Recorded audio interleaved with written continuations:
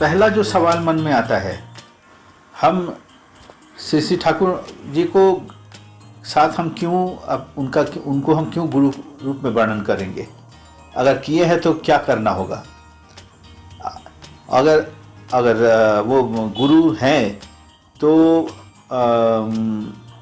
मेरे उपास्य हैं, तो उनको कहना क्या था, उनका विचार क्या था, उनका कौन सा रास्ता उन्होंने दिया जो मेरे साथ पूरे दुनिया का उद्धार हो सकता है, उनका उन्नति हो सकता है। असली में सबसे बड़ी बात जो है वो ठाकुर जी हो या पूर्ववर्ती पुरुषोत्तम हो, वो जो कहते हैं उससे कई गुना ज़्यादा वो आचरण करके दिखाते हैं। हम लोगों के साथ थोड़ा उल्टा होता है, हम लोग कहते ज़्यादा है, आचरण में कम होता है। हम लोग जैसे आम आदमी लोगों का उन लोगों का ठीक उल्टा होता है। जितना कहते हैं उससे कई गुना ज़्यादा वो करते हैं वास्तविक रूप से। इसीलिए वो हमारे अनुसरणीय है, हमारे पूजनीय है, हमारे उपास्य है। उनमें हमारे में फर्क क्या है?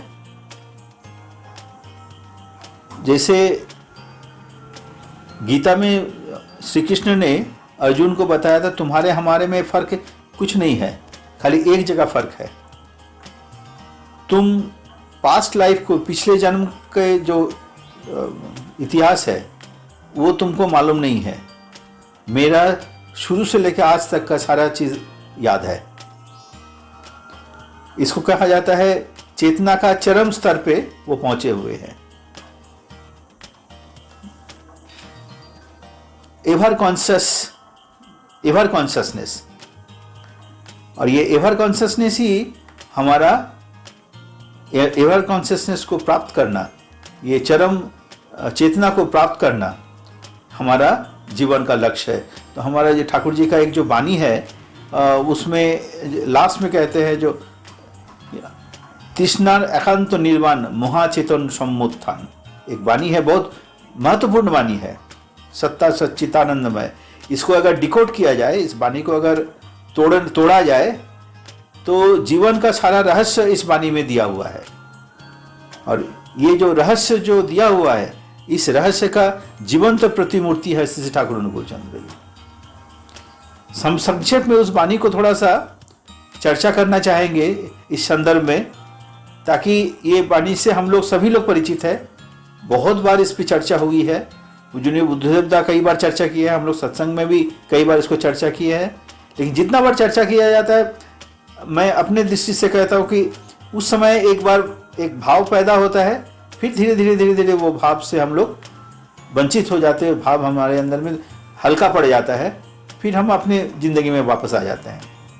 तो उसको आज के इस पवित्र दिन में, आज इस पावन तिथि में हम उस वाणी को थोड़ा सा दोहराना चाहेंगे, सेल्फ इंट्रोस्पेक्शन के नज़र से, अपने आप को जानने का नज़र से, अपने आप को शिक्षित करने के नज़र से।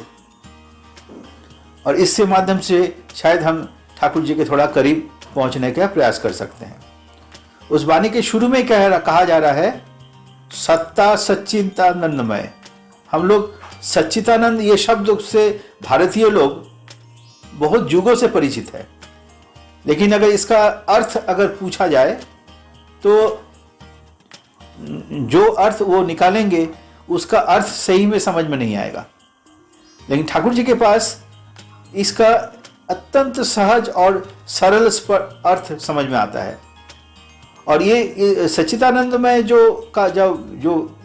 उत्तर ठाकुर जी के माध्यम से हम लोगों को मिलता है, वो उसमें लगता है कि पूरे जीवन का जो रहस्य है इस सच्चिदानंद में, सच्चिदानंद ये शब्द में छुपा हुआ है। वो क्या है? सत्ता सच्चिदानंदमय। सत्ता मतलब क्या है? हम जो है इसका एहसास, हमारा एहसास कब, हम जो है इसका एहसास कब होता है? हम जो हम है, आप जो आप है, या हमारे आसपास में जो लोग अपने अस्तित्व को ऐसा एहसास कर रहे हैं, वो क्यों कर रहे हैं? क्योंकि वो सच्चिदानंदमय है। अब सत चित आनंद, इसमें 3 शब्द है, एक सत, एक चित, एक आनंद। सत मतलब क्या है? अस्तित्व। हमारा अस्तित्व जो बना हुआ है इसकी प्रमाण की जरूरत नहीं है। मैं जो जिंदा हूं यही इसका प्रमाण है। और ये प्रमाण ये पता कब लगता है? मैं जो जिंदा हूं इसका पता तभी लगता है क्योंकि कुछ दिन पहले हम लोग चर्चा कर रहे थे, क्योंकि ये चित्त संपन्न है। चित्त माने चेतना। चेतना मतलब क्या? मेरे में हम जो माहौल में हम रह रहे हैं उस माहौल के हर एक वस्तु, वो मनुष्य हो, पशु हो, पेड़ पौधा हो या वस्तु हो, हम में हमेशा एक संवेदन वो प्रेरित कर रहा है, संवेदन डाल रहा है और मैं उस संवेदन को एहसास कर पा रहा हूं। इसी को कहता है सत, माने चेतनशील। हम चेतन तभी हैं जब हम संवेदन को ग्रहण कर पा रहे हैं। जैसे आंख खोले तो सामने में मेरा दिख रहा है, ये मैं घर में बैठा हूं, उसके बाहर में थोड़ा सोचने का, कहीं से आवाज आ रही है, गाड़ी की आवाज आ रही है, और थोड़ा हम सोचने का कोशिश करें तो आसपास में लोग हैं, और बहुत सूक्ष्म तरीके से हम ध्यान से सुनने का कोशिश करें तो कहीं ना कुछ लोग बातें कर रहे हैं, लोग रास्ते से निकल रहे हैं, गाड़ियां जा रही हैं। तो ये संवेदन हमेशा मेरे शरीर में, मेरे मन में आके उसका एक छाप डाल रहा है, मैं उसको एहसास कर पा रहा हूँ। ये चेतनशील मैं हूं इसीलिए। तो चित्त हो गया मतलब चेतनशील रहना। और आनंदमय, आनंद मतलब विस्तार में फैल जाना। मैं केवल मेरे में सीमित नहीं हूं, मैं सभी में मेरा अस्तित्व को हम महसूस कर सकते हैं। वास्तविक में सभी को लेके ही मैं हूं। इस जगह पे जाना, जब सभी में अपने अस्तित्व को मैं महसूस कर पाऊंगा, तब हम वो जो महाचेतन समुत्थान जो है वो उस जगह में पहुंच जाऊंगा। उस जगह में उस अवस्थान में पहुंचने के लिए अगला कदम क्या कहता है? मैं सच्चिदानंद में हूं, मैं जीवित हूं, मेरे में चेतना है और मैं विस्तार में जाना चाहता हूं। और ये काम को करने के लिए, सच्चिदानंद में अवस्था को स्थायी करने के लिए क्या करना पड़ता है? इसका विरोधी जो है, इसमें अड़चन जो पैदा करती है, इसमें जो बाधा पैदा करता है, उसको निरोध करना हमारा काम बढ़ जाता है। कैसे? हम अपने अस्तित्व को बनाए रखने के लिए जो बाधाएं हमारे सामने में उपस्थित हो रही है, मेरा जो सच्चिदानंदमय सत्ता जो है उसको कायम रखने के लिए जो बाधाएं हैं, वो बाधा को स्वतः ही वो नियंत्रित करता है, प्रतिरोध करता है। और ये जो सच्चिदानंदमय जो मेरा अवस्थान है, इसको परिपोषण करने के लिए, ये बाधा को अतिक्रम करके आगे बढ़ने के लिए जो उपाय है, उसी को कहा जाता है धर्म।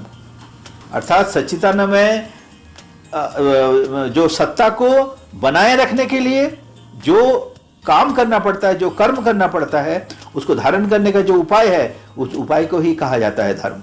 तो धर्म पालन करने से ये हमारा सच्चिदानंदमय सत्ता जो है वो स्थायी रह सकता है। और उल्टे तरीके से कहा जाए, सच्चिदानंदमय सत्ता को बनाए रखने के लिए जो कर्म करना पड़ेगा वही है धर्म। अब धर्म को हम पहचानेंगे कैसे? ये ठाकुर जी पूरा फॉर्मूला दे दिए। धर्म मूर्त होता है आदर्श में। धर्म को कैसे हम समझेंगे? ये जो आचरण करने से सच्चिदानंदमय सत्ता कायम रहेगा, वो आचरण मुझे पता कहां से चलेगा? किसी धर्म ग्रंथ में या किसी के प्रवचन में पता चलेगा? ऐसा नहीं। शुरू में मैंने कहा था, ठाकुर जी जैसे पुरुषोत्तम लोग जितना कहते हैं उससे कई ज्यादा आचरण करके दिखाते हैं। तो ये धर्म को समझने के लिए वो धर्म जिस व्यक्ति में मूर्त हुआ है उस व्यक्ति के पास जाना पड़ेगा। धर्म मूर्त होता है आदर्श में। जिस व्यक्ति में मूर्त होता है उसको कहा जाता है आदर्श, उसी को कहा जाता है पुरुषोत्तम, उसी को कहा जाता है सदगुरु, उसी को कहता है चरम चेतन व्यक्तित्व संपन्न, जैसे वर्तमान में श्री ठाकुर अनुकूल चंद्र जी। तो ये धर्म उन्हीं आदर्श में मूर्त होता है। तो उस आदर्श के पास हम जाने से हम धर्म को समझ सकते हैं। जैसे कोई गुण, किसी गुण को समझने के लिए गुणी व्यक्ति के पास जैसे जाना पड़ता है, जैसे प्यार को समझने के लिए माँ के पास जाना पड़ता है, रसगुल्ला का स्वाद समझने के लिए रसगुल्ला को खाना पड़ता है। उसी तरह से जो गुण है वो किसी मैटर में, किसी व्यक्ति में मूर्त होता है, व्यक्ति की वजह से उस गुण को हम समझ सकते हैं। अब आगे क्या है, ये आदर्श में ये धर्म मूर्त हुआ। अब आदर्श में अगर दीक्षा हम लेंगे, आदर्श को हम ग्रहण करेंगे, आदर्श से अपने आप को पूर्ण रूप से उन्हीं को, आदर्श को हम अपना स्वार्थ बनाकर, मेरा स्वार्थ, आदर्श का स्वार्थ ही मेरा स्वार्थ है, ये इस कंडीशन में हम जब आदर्श के पास अपने को समर्पित करेंगे, जिसको हम लोग सहज भाषा में कहते हैं दीक्षा ग्रहण करने से क्या होता है, आदर्श के प्रति हमारा एक अनुराग बनता है, आदर्श के साथ हमारा एक संबंध बनता है, आदर्श के प्रति हमारी श्रद्धा बढ़ती है, आदर्श के प्रति हमारा आकर्षण बनता है। तो दीक्षा लेने से क्या होता है, आदर्श के प्रति हमारा अनुराग बढ़ता है। अब अनुराग बढ़ने से क्या होगा, जैसे हम आदर्श के प्रति अनुराग होगा, अभी सजलता पाठ किए, हमारे अंदर में जो इच्छा है, हमारा व्यक्तिगत इच्छा जो है, उस व्यक्तिगत इच्छा के साथ आदर्श की इच्छा के बीच में संघर्ष पैदा होता है। आदर्श से अनुराग होने से क्या होगा, हमारे जो अंदर में जो प्रवृत्तियां हैं, उसकी जो इच्छाएं हैं और आदर्श की जो इच्छा है, दोनों की इच्छा के बीच में संघर्ष पैदा होगा, द्वंद्व पैदा होगा। और इस द्वंद्व से क्या होगा, धीरे धीरे हमारा अगर ये आदर्श के प्रति हमारा अनुराग अगर मजबूत रहे, तो इस द्वंद्व में आदर्श विजयी होगा और हमारा प्रवृत्ति की जो इच्छाएं हैं वो परास्त होगा। प्रवृत्ति इच्छा के परास्त होने का मतलब क्या है, प्रवृत्ति को हम नियंत्रण कर पाएंगे अपने इष्ट काम के लिए, माने अपने मंगल के लिए, अपने उन्नति के लिए। अब इससे क्या होता है, प्रवृत्ति को नियंत्रण करने से क्या होता है, धारण क्षमता बढ़ता है। हमको जिस सच्चिदानंद में जो मेरा सत्ता है, उसको कायम रखने के लिए हमको क्या करना पड़ता है, परिवेश के ऊपर हमारा नियंत्रण करना पड़ता है। परिवेश, जैसे बोला ना कि ये असत को हमेशा निरोध करता है, माने इस रास्ते में जो बाधा आती है, बाधा को वो नियंत्रण करता है, बाधा को अतिक्रमण करता है। इसका अर्थ क्या हुआ, शुरू में जो कहा गया कि परिवेश के ऊपर अगर हमारा नियंत्रण नहीं रहेगा, तो सच्चिदानंद में सत्ता को हम एंजॉय नहीं कर पाएंगे, सच्चिदानंद में सत्ता स्थायी नहीं रहेगा। तो ये उनके जब भी जैसे हमारी अनुराग, आदर्श से हमारा अनुराग बना, अनुराग से हमारा क्या होगा, ये प्रवृत्तियां जो है वो आदर्श में समर्पित हुआ, आदर्श के सेवा में निवृत्त हुआ, वो सब नियंत्रण हुआ। और नियंत्रण होने से क्या होगा, मेरे अंदर में धारण क्षमता बढ़ेगा, धृति जिसको कहा जाता है, धारण क्षमता माने परिवेश को नियंत्रण करने की क्षमता हमारी बढ़ेगी। प्रवृत्ति को नियंत्रण करने का मतलब ही है परिवेश को नियंत्रण करने की क्षमता। इसी को असली में इसी को कहा जाता है ईश्वरत्व। एनीवे, अब धृति से, इससे क्या होगा, सहानुभूति बढ़ेगा। परिवेश को जैसे हम नियंत्रण हम करना शुरू करेंगे, इष्ट के लिए, मंगल के लिए, मेरे अस्तित्व के लिए, सच्चिदानंद में सत्ता के लिए, तब क्या बढ़ेगा, परिवेश के प्रति हमारा एक सहानुभूति बढ़ेगा। सह अनुभूति माने वो हम एक है, ये भावना हमारे अंदर में पैदा होगा।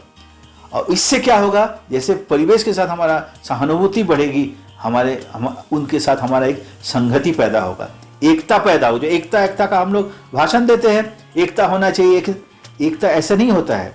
जब भी सजलदार ने पाठ किया, एक आदर्श में हम जब अपने को युक्त करेंगे, पूर्ण आदर्श में जब हम आपको युक्त करेंगे, उससे जो हमारा अनुराग बढ़ेगा, अनुराग से हमारा जो प्रवृत्ति पर नियंत्रण होगा, प्रवृत्ति के नियंत्रण से परिवेश के ऊपर हमारा आधिपत्य बनेगा, आधिपत्य बनने से परिवेश के प्रति हमारा सहानुभूति बढ़ेगा। जैसे सहानुभूति बढ़ेगा तो परिवेश और हमारे बीच में एक संगति पैदा होगा, एकता पैदा होगा। और एकता पैदा से होने से क्या होगा, इस संगति से हमारी एक शक्ति पैदा होगी, एक मजबूत शक्ति के रूप में उभर के आएगा। और इस शक्ति से क्या होता है, संवर्धना।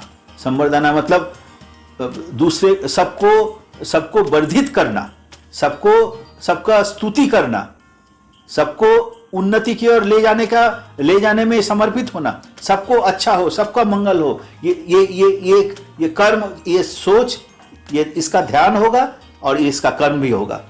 तो ये हो गया संवर्धना।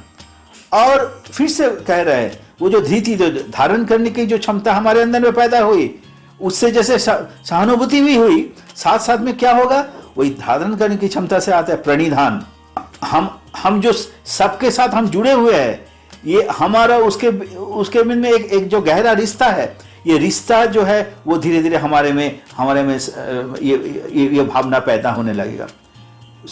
और ये भावना जैसे जैसे पैदा होगा और उसके साथ हमारी जो वननेस फीलिंग जो होगी, उनके साथ हमारा जो आत्मीयता का जो संबंध है वो जैसे जैसे हमारे अंदर में डेवलप करेगा, हमारे अंदर विकसित होगा, विकास के माध्यम से हमारे अंदर में जो भावना पैदा होगी उसी को कहा जाता है समाधि। समाधि मतलब सम्यक उपलब्धि। हम और हमारा परिवेश एक दूसरे का परिपूरक है, एक है नहीं। वो जो शंभुक ने पाठ किया था अभी रामचंद्र के जवान, शंभुक ने सबको एक करने की कोशिश की थी, वो एक नहीं होता है, सबका अलग अलग वैशिष्ट्य है। सब वैशिष्ट्य एक दूसरे का परिपूरक है।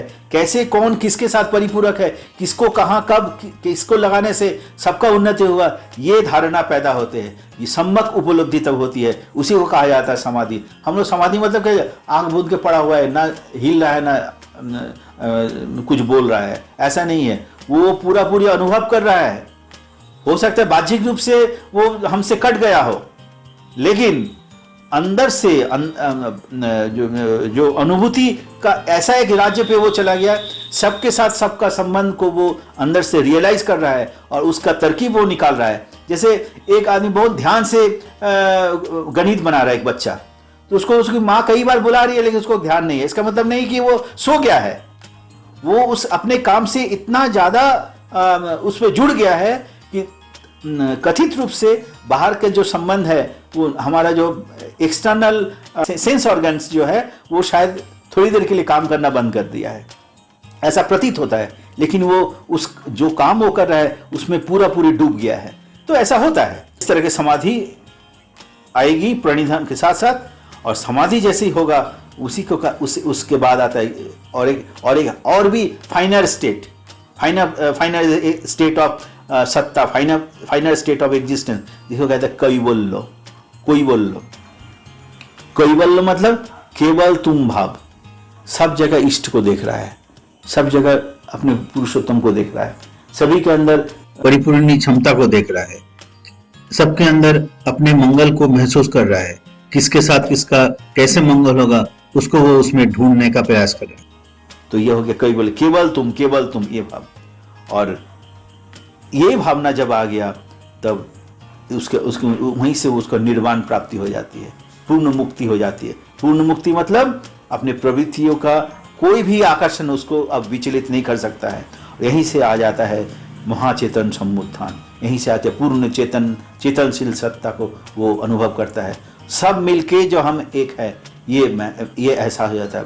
सभी इष्ट का संतान है, सभी में इष्ट विराजमान है, मैं भी उसी इष्ट का एक अंश हूँ, ऐसा अनुभूति होती है।